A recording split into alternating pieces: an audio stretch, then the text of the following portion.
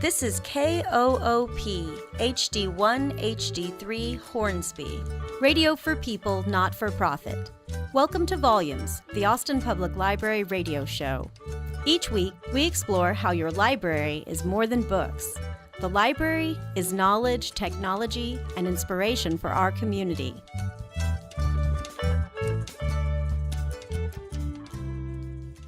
Hello and welcome to Volumes, the Austin Public Library radio show. I'm your host today, Kanya Lyons, Public Information Specialist Senior with the Austin Public Library. Today we're going to talk about Refugee is Not My Name. This is a traveling art exhibit that introduces Austin residents to some of the city's refugees. Refugee is Not My Name is a window into the lives of some of the neighbors who comprise the fabric of our community. It's on display at the Central Library in the gallery through August 6th, and the exhibit is presented by the Library Foundation and the Mayor's Book Club. Our guests are writer Jess Archer and filmmaker Aaron Weiss. Without further ado, welcome Jess and welcome Aaron. Thanks for having us. Yeah, and so we had one other person who was key in your staff, and unfortunately she was not able to make it here, but just give a shout out to Ashley St. Clair. She's here in spirit. Yeah, she's stuck in that classic Austin traffic, so couldn't make it.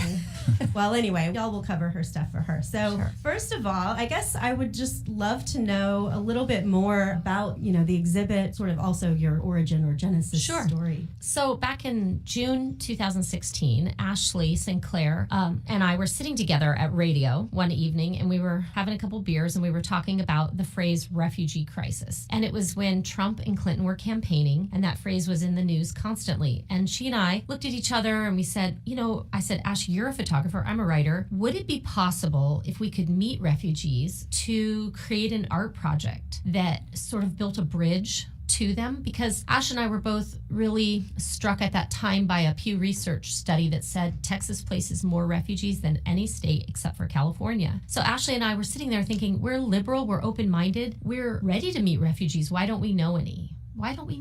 And so we thought, as artists, could we create a project that served as a bridge for other people to get to know refugees? It was sort of a curiosity, really. It was like, it started as mostly just a wondering, could we? If we could meet them, would they allow us to interview them? And would they allow Ashley to take their photos? That's how it all began. Some good questions to ask. Yeah. And did they? Yeah. So my background's in education. So I said, I'll bet you we will find adult refugees in their English classes, in English as a second language classes. So that was sort of how we began. And that's how Ashley and I found Interfaith Action of Central Texas, IACT for short. And IACT provides the largest English classes to adult refugees in Austin. So the director at IACT, Lou Ziden, she said, sure, you are welcome to come to the English classes, get to know these refugees, and if they're willing to be part of your project, they'll say yes, but give them the option to say no. Mm-hmm. And so that's really how it began. We just started observing them in their English classes and then said, would you be willing to be part of this project? It took about a year and a half for Ashley and I, and then Aaron, who we brought in, to get to know these refugees and to build trust. And then we began the interviewing process and the photo taking and filming. So I'm curious, how you chose the people that ended up in the exhibit. In the actual exhibit. So in total, this project consists of 30 portraits that Ashley has taken, and alongside the portraits are the stories about them that I've written. And I've written those stories out of the interviews we did with these individuals. Now, there's 30 total, but for each show, we choose 15.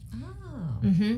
So it really depends on the reason how we choose those 15. It really depends on sort of what we've shown already, at the last exhibit, or sort of like the demographic we think that we'll be reaching at a show. For instance, this Refugee is Not My Name was at a girls' film festival in April. Girls Impact the World, it's called, here in Austin. And so we wanted, and the directors of that festival asked us that most of the portraits we choose be women. Mm-hmm. So, we chose, out of the 30, we chose mostly females. So it's right now at the library. So we tried to really create a diverse sampling out of the 30. And we have over 16 countries represented in those 30 portraits and vignettes. So we really tried to choose as many countries as we could. Wow, that's really interesting. I didn't realize. And so, Aaron, can you talk a little bit about your end of things, like the video, how that works? Is that the same for each exhibit, or does it also change? It changed a little bit from our opening back in May,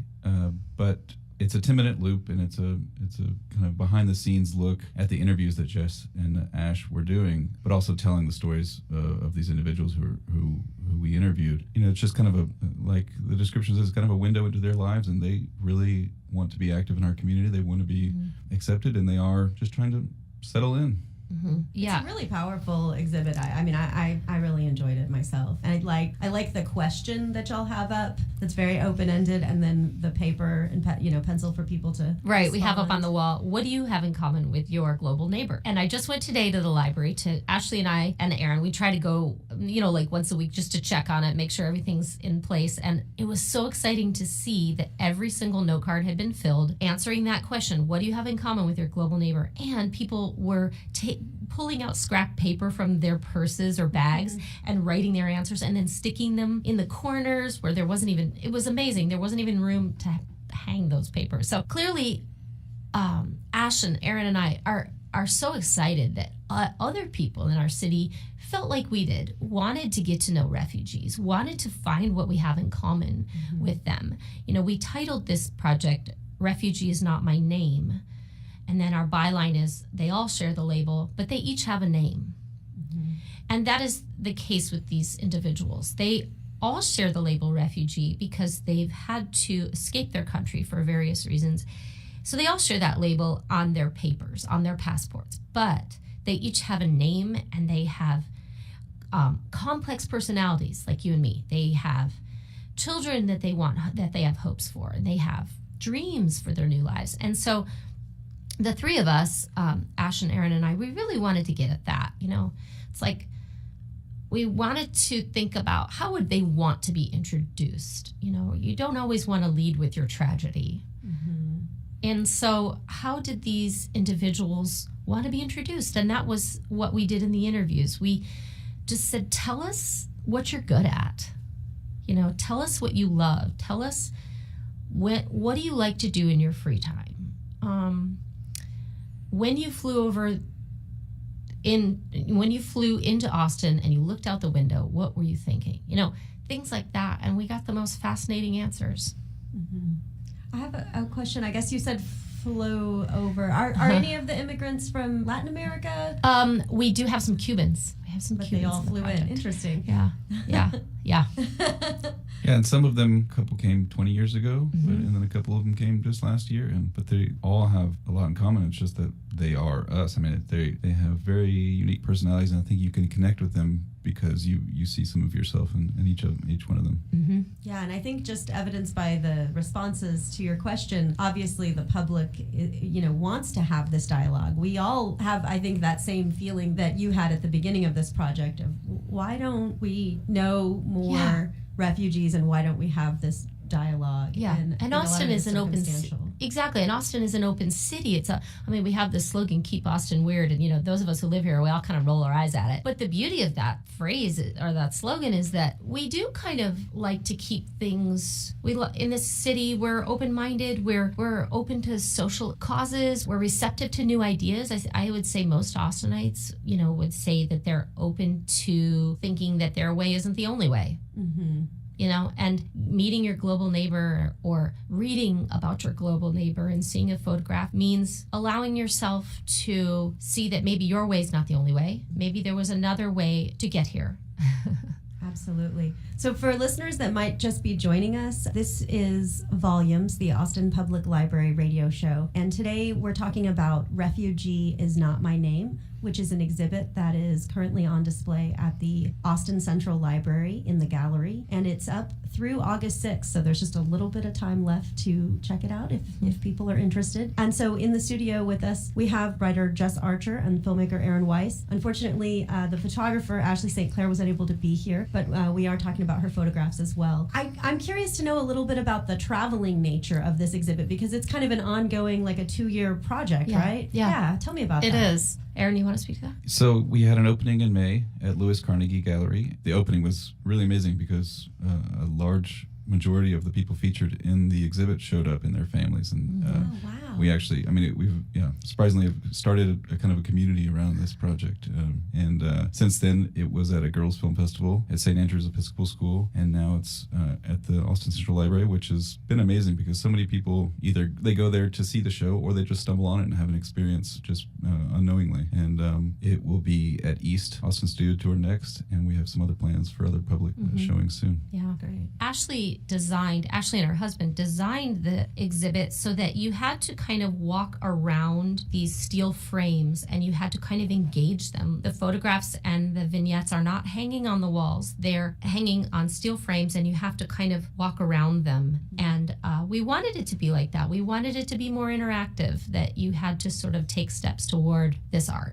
And so the nature of the way that we've displayed them makes it difficult to take the whole exhibit down and set it back up. So, as organizations get excited about this exhibit, we say, well, okay, wait, tell us the dimensions of of where you want it, because it takes up a lot of room. The library gallery is gorgeous and enormous, and it houses it perfectly. And then we have Aaron's film on one whole wall. So it takes up a bit of space. It's really quite interactive and beautiful. Yeah, I do like the fact that you have to walk around it and sort of interact with it, for sure. Yeah, and the video pulls people in. I'll see people just kind of standing there for like 10 minutes. I'll go through every once in a while, and people will walk around.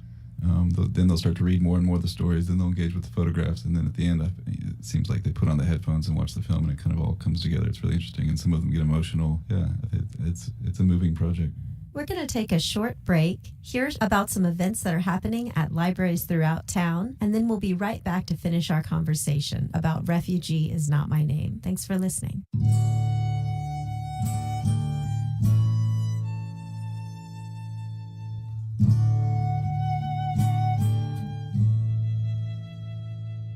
My name is Blair Parsons, and I'm a librarian at the Central Library.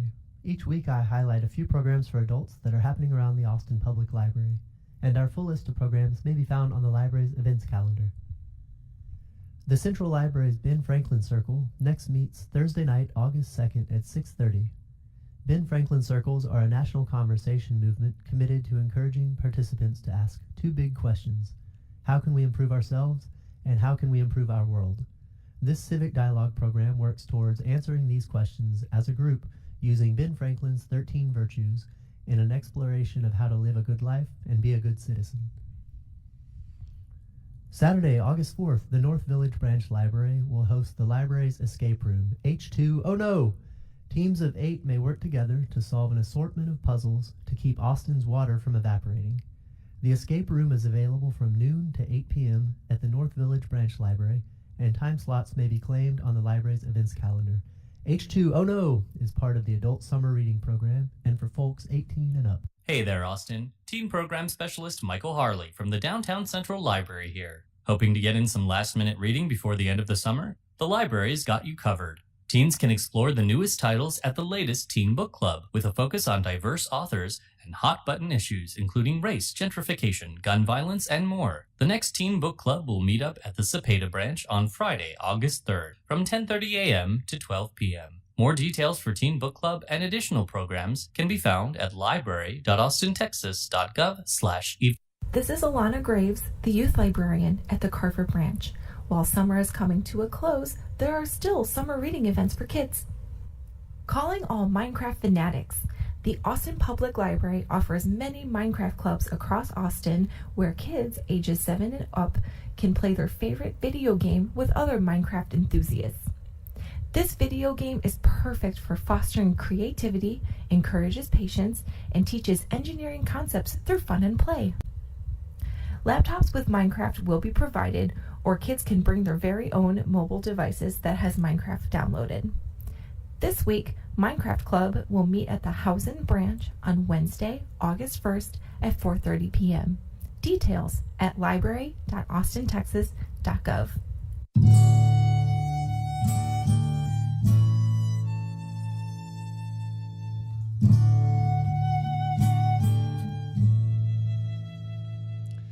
Support for Co-op Radio comes from Link and Pin Gallery's Summer Nights, an exhibit curated by Chris Van Loan Sr., featuring abstract works in various media created by 6 visual artists. On view August 3rd through August 26th. Opening reception Saturday, August 4th from 6 to 8 p.m. includes a guest appearance and performance by spoken word artist Element 615. The gallery is located at 2235 East 6th Street, Suite 102. Open to the public Friday, Saturday, and Sunday from 12 p.m. to 4 p.m. and by appointment. linkpinart.com. You're listening to Volumes, the Austin Public Library radio show on Co-op 91.7 FM and KOOP.org.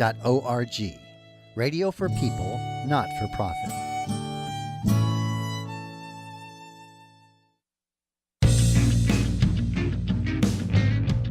Support comes from East Side Pies, local pizza with local ingredients. 3 locations around Austin: East Side off Rosewood, Airport and 53rd, and Anderson Lane. Take out or eat in. Online ordering now available at eastsidepies.com. Before we dive right back into the second half of our conversation about the exhibit Refugee is Not My Name, I'd like to actually play some excerpts from the interviews that are part of the exhibit. So here goes. We've lived here for almost 3 years. We came here in August 2015. First, we went to Syria for 5 years and then to Turkey for 2.5 years. Then we came here. Refugee is like you go to a place that you want shelter from and new future and new start. When I first came in Austin, I never seen different people. I never experienced like different culture, different colors. So I learned how to live, how to speak, how to eat. I started to learn and I'm very happy. I escaped my country. I left my family behind me, and in my country I'm not safe. That's the reason I left my country. I love about Austin, the people is so friendly, and I like the weather, and yeah.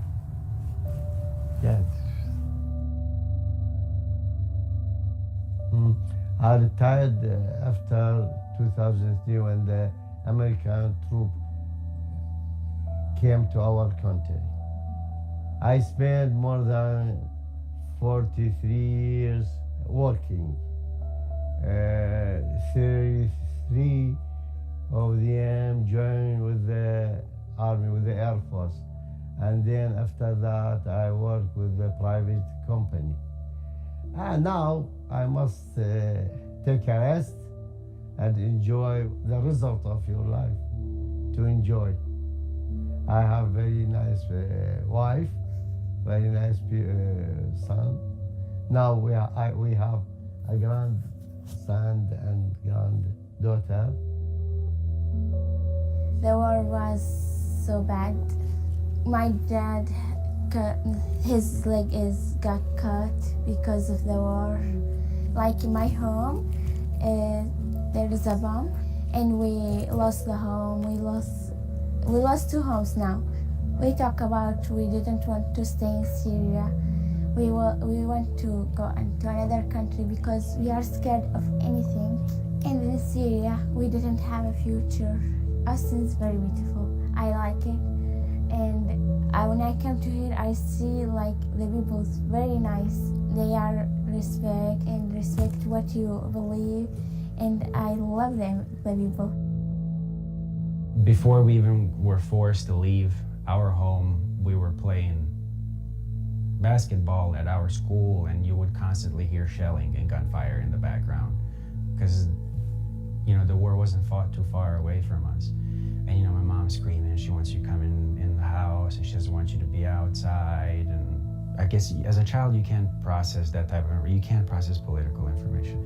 And you don't understand as a kid why a grown man would do such terrible things to another grown man or to a family, or you start comprehending, why people do the things that they do. It's just, unfortunately, the way we are. So in my mind, I was never part of that war.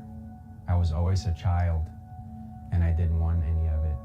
And this was something terrible and ugly that only adults did to each other. It was a painful time. I didn't know how to deal with it any other way as a child. 3 سال تو ترکیه زندگی کردم، 1 سال اومدم آمریکا و پناهنده شدم و الانم خیلی راضیم، خوبه و دارم کار میکنم، نسبتاً زندگی آرومی دارم. Back home, I was a teacher because I really like my career. To be a teacher, I'm contributing to the community. I want to continue with my career so that I'll be a teacher. If possible, I'll be a teacher in America. I would like to open a pastry shop to make a delivery for my friends and others. I make this food for my family, for my friend. I love them and I make them happy. My wish is to make mom comfortable and never work again. Yep. I make her relax. She's my hero. She's my dad. She's my mom. She's my best friend. She's my sister. Like, yeah. Yep. She's our hero, and she's like the best mom I could ever have. I couldn't wish for anything more.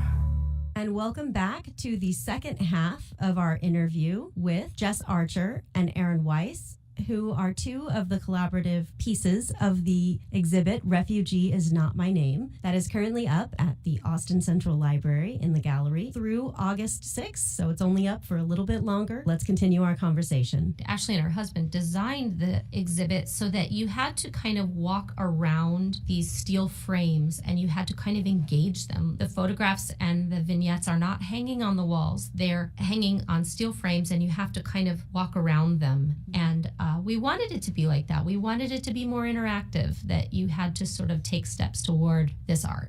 And so the nature of the way that we've displayed them makes it difficult to take the whole exhibit down and set it back up. So, you know, as organizations get excited about this exhibit, we say, well, okay, wait, tell us the dimensions of your of where you want it, because it takes up a lot of room. The library gallery is gorgeous and enormous, and it houses it perfectly. And then we have Aaron's film on one wall, one whole wall. So it takes up a bit of space. It's really quite interactive and beautiful. Yeah, I do like the fact that you have to walk around it and sort of interact with it, for sure. Yeah, and the video pulls people in. I'll see people just kind of standing there for like 10 minutes. I'll go through every once in a while, and you know, people will walk around. Then they'll start to read more and more of the stories. Then they'll engage with the photographs, and then at the end, it seems like they put on the headphones and watch the film, and it kind of all comes together. It's really interesting, and some of them get emotional. Yeah, it's a moving project. Ashley and I'll love to say this. Aaron's quieter about it, but we always say the film is the clincher. Like, people look at Ashley's photographs and they see the eyes and they see the person in the eyes, and then they read the vignette that I've written, but then they put on the headphones at the end and they hear the person's voice. And then the tears come, because you're really thinking, now I know this person a little bit, you know. Yeah, I mean, and we kind of touched on this a little bit, but what are you hoping that people are going to take away from this exhibit and this interactive experience? You know, mostly we would like that this exhibit creates a bridge to refugees, that people leave thinking, oh, if I run into Tesfaye at HEB, because I know he lives in my neighborhood, I'm going to say hi to him. Or Grace and her children are a lot like myself and my children. And I'm going to find out how I can get to know Grace and maybe meet her at a park for a play date. One of the coolest things, we've had this many times, but I had a woman who was at the opening of the exhibit, and she emailed me and she said, I'm a doctor in town. She said, I'm an OB-GYN and I have Thursdays off. Can I get Grace's contact info so I can take her to the grocery store on my day off? Or anywhere else she needs to go? Because I really connected with her image, with her photograph, and with her story, and Grace is featured in the film. And she said, I just would love to get to know her better. And Ashley and I were like, yes, that was the whole point of this. So I gave her Grace's contact info, and now she takes Grace to the that doctor takes Grace to the grocery store. Aww. Yeah, it's really cool. Thing. So those kinds of things, those kinds of little bridges to these individuals, that's the point. That's the takeaway. and for people to realize we have more in common than we have different. Yeah. Yeah, I think going into this project, none of us had a really clear intention for it except to just introduce, these individuals. Yeah. But that's kind of what has made this project, a true passion project. You kind of challenge yourself in different ways and experiment with different things. And, there wasn't a client involved. There wasn't, any money involved. And I think that really showed true with the project. Yeah. And if people want to get involved in refugee care, maybe teaching refugees or supporting an organization, we have many organizations in Central Texas that support refugees, including IACT, the one I mentioned, and then also RST, Refugee Services of Texas, and Caritas. All three of those organizations serve refugees in Austin. And on our website, we have links to those organizations so that people can get involved. And what's your website again? It's refugeeisnotmyname.com. That's easy to remember. Yeah. Can you guys tell me some of your favorite moments of interviewing, filming people, some of the gems of interactions that you can think of? There have been so many fabulous moments. Or just some stories. Yeah. One of the coolest things for me was I have two children. I have a 4-year-old and a 7-year-old. And sometimes if I couldn't find childcare for them, I would take them with me to the interviews and photo shoots. And at first that seemed like such a hindrance because it was like, oh, my kids are going to get in the way. They're going to interrupt. But then I realized this is exactly what we want for our children. Mm-hmm. My kids would say, Mom, can I go run off and play with him? And my kids would play with the refugees' kids, and I didn't even ever have to worry about them. They'd play video games. They'd go outside and play soccer. And my children were becoming so used to refugees being part of their lives. And that was really beautiful for me. Each one of them, we've done most of the interviews in their homes, and so they've invited us into their homes, and they'll serve us a piece of cake or make us tea or coffee, and it's been just great being invited into somebody's home. You learn a lot about them through that experience. So hospitable. Every single one of these individuals that we've interviewed has been so incredibly hospitable, making us tea. Even Aaron asked for extra dates, a plate of dates. Remember that? And they said, sure, here's dates. They gave me their plate and wrapped it up and gave me a dozen. It's those little small interactions that kind of show how we really all are connected, like your children playing together and things like that. It's like just bringing your children probably made you seem also more accessible and human to them. Absolutely. We have kids. Oh, I have children. You have children. It was kind of a duh factor for me. It was like, why did I want to take my kids out of this when that's going to be part of the bridge. Yeah. Right? So Jess, through all of this, continued to teach. She started teaching ESL at IACT, and up until recently was still teaching ESL. It was so organic the way it all happened. We asked IACT if we could go observe their classes, and then as we're observing their classes, one of the teachers said, "We need another teacher." And she said, "Do you possibly have a background in teaching?" I was like, "I actually do." And so IACT said, "Would you want to teach 4 mornings a week?" I was like, "Sure." And so I did. I started teaching the very people that we ended up interviewing. And that was a beautiful way to build trust. I was not only interviewing them for a project, but then also teaching them English. And that was really fun. And to have Aaron and Ashley be in the class, and then my classroom was really cool.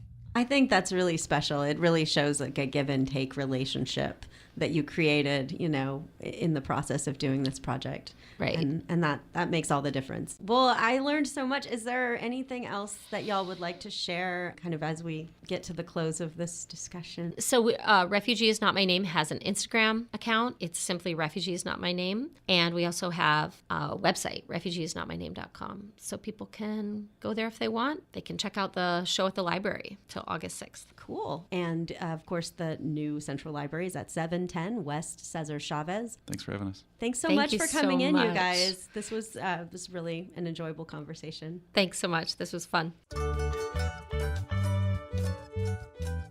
Thanks for listening to Volumes, the Austin Public Library radio show. Special thanks to our producer, DJ Harris, and to the musicians who composed and performed our original theme song, Andrew Noble on violin, Kirk Duvall on guitar, and Mike Wheat on percussion.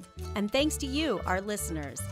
Volumes, the Austin Public Library radio show, airs Wednesday afternoons at 2:30 on Co-op 91.7 FM and koop.org. If you catch us mid-show, full episodes and other details can be found at library.austintexas.gov/volumes.